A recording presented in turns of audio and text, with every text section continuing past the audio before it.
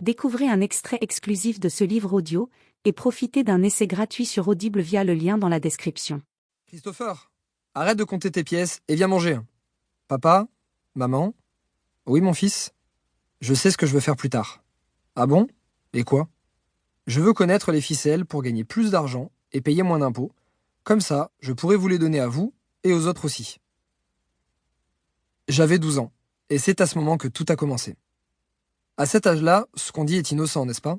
Eh bien, pas tout à fait. Mon subconscient était touché. Je comptais inlassablement mes pièces et refusais des jouets ou même une glace pour éviter à mes parents de dépenser de l'argent.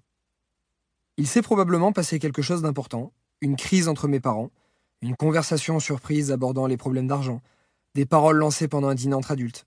Impossible de me rappeler. Je sais simplement que c'est en moi depuis aussi longtemps que je me souvienne. Mais commençons par le commencement. Je suis né en 1991 dans une petite commune proche de Nice, dans le sud de la France. Mon père est ouvrier carreleur, ma mère coiffeuse à domicile et employée de mairie, et leurs revenus sont très modestes.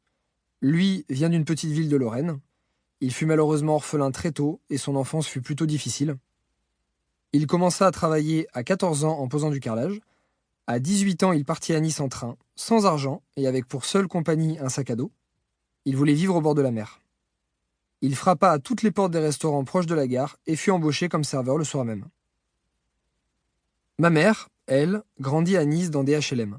Mes grands-parents avaient émigré de la Tunisie et du Maroc, sans argent. Ma grand-mère était couturière et gardait des enfants.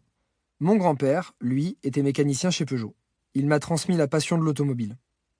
À 15 ans, ma mère dut commencer à travailler pour rapporter de l'argent à la maison. J'ai 5 ans. Mon père s'est saigné pour emmener sa famille aux Maldives. Adolescent, alors qu'il était élevé par des personnes ne lui voulant pas forcément que du bien, il rêvait pour s'évader. Du fond de sa chambre, sans chauffage et tapissé de photos d'îles, pendant les rudes hivers lorrains, il s'évadait en pensant aux plages de sable blanc et chaud, aux lagons turquoises et aux cocotiers. Il s'était juré que ce serait le premier rêve qu'il réaliserait. 15 ans plus tard, le voilà donc aux Maldives avec ma mère et moi. Ce sont mes premiers souvenirs de voyage et ainsi naît ma passion pour ces derniers. C'est incroyable, tous les souvenirs que l'on garde de son enfance. Je me rappelle avoir survolé les lagons translucides et découvert l'atoll sublime des Maldives. Je me vois encore sortir de l'avion et être surpris par la chaleur étouffante et l'odeur de l'humidité. Cette odeur typique des pays tropicaux que je rechercherai ensuite pendant toute ma vie. Je me souviens que je portais un jogging avec une veste et que j'ai demandé à mes parents de rapidement enfiler un short car j'étouffais. Je jouais des heures dans le lagon à jeter une pierre, aller la chercher au fond de l'eau. À cet âge-là, j'étais un grand fan de la mer et dévorais les vidéos de Cousteau. Il m'arrivait même d'aller me coucher avec masque et palme, donnant du fil à retordre à mes parents pour me les faire enlever. Je me remémore une pêche de nuit et un requin qui avait mordu la moitié d'un poisson que je venais de pêcher. Je me souviens de tout. Ces souvenirs me marqueront à jamais et feront de moi le passionné de la mer et de voyage que je suis aujourd'hui. À 13 ans, je suis timide, un peu gros, avec des bagues, et je manque cruellement de confiance en moi. Heureusement que je suis bon à l'école. En fait, non, même pas. Je suis tout juste dans la moyenne. Je souffre de mon physique, du rejet, des moqueries et du mal-être qui m'anime quotidiennement. À 15 ans, forum de l'emploi dans mon collège. Je passe devant une porte ouverte et un militaire me lance: Entre, mon garçon. Tu aimes la mer et les voyages?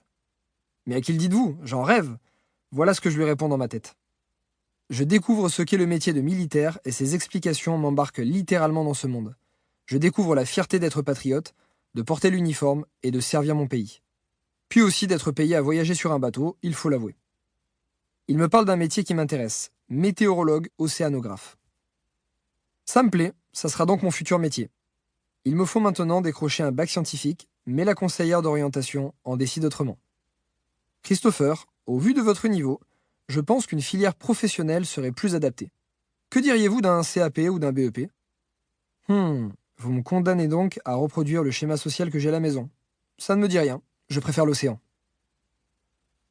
À 16 ans, je passe tant bien que mal en filière générale au lycée. Je découvre les sports de combat et notamment la self-défense avec un professeur issu d'une brigade de police nationale. Je perds du poids et prends confiance en moi.